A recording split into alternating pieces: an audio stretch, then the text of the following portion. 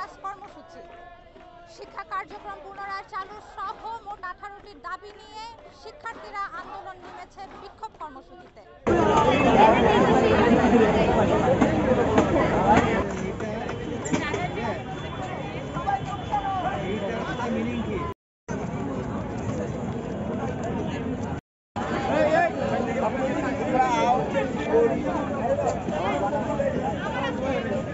আন্দোলন মূলত শুরু হয় 1 সেপ্টেম্বর থেকে। আমরা শান্তিপূর্ণভাবে আমাদের কিছু যৌক্তিক দাবি নিয়ে আন্দোলন শুরু করেছিলাম আমাদের ক্যাম্পাসে।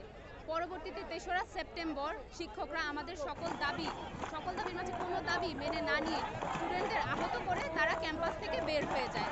এরপর আমরা ঢাকা আরিচা মহাসড়ক অবরোধ করলে ওইখানে বিটিএমসি আমাদের সাথে যোগাযোগ করার পর তারা আমাদের একের পর এক বিটিএমসি, বিটিএমএ, এমনকি ঢাকা বিশ্ববিদ্যালয়ের ডিন অফিস পর্যন্ত পরপর 3বার মিটিং করায়। আমাদেরকে একের পর এক তারিখ দেওয়া হয়। আমরা হচ্ছে বিটিএমই, বিটিএমসি, ডিন মহোদয় অ্যান্ড হচ্ছে পাঠ্যবস্ত্র মন্ত্রণালয়ে যাওয়ার পরও তারা কোনো আমাদেরকে সলিউশন দেয়নি।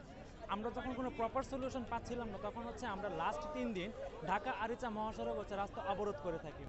মানে প্ল্যান ছিল না যে আমরা এখানে হঠাৎ করে রোড ব্লক করব, কিন্তু আমরা যখন সকাল 10টা থেকে নিয়ে হচ্ছে দুপুর 2টা পর্যন্ত বসে থাকি, তাও বিটিএমই থেকে আমাদের কোনো যখন আউটকাম না আসে, তারা আমাদের সঙ্গে দেখা করতে আসে না, আমাদের কোনো পাত্তাই দিচ্ছে না, সেই মুহূর্তে হচ্ছে আমাদের ইনস্ট্যান্ট মনে হয় আমাদের হচ্ছে রোড ব্লক করা উচিত। আমাদের মূলত দাবিটা ছিল আমাদের সিস্টেমের সংস্কার দরকার এবং আমাদের যে দুর্নীতি হচ্ছে, যারা দুর্নীতির সাথে যুক্ত, আমরা এই জিনিসগুলো হচ্ছে দোষর নিপাত যাক। আমাদের স্লোগান ছিল হচ্ছে দুর্নীতি নিপাত যাক, এরকম ছিল যে যারা দুর্নীতির সাথে যুক্ত তাদের যেন দৃষ্টান্তমূলক শাস্তির ব্যবস্থা করা হয়।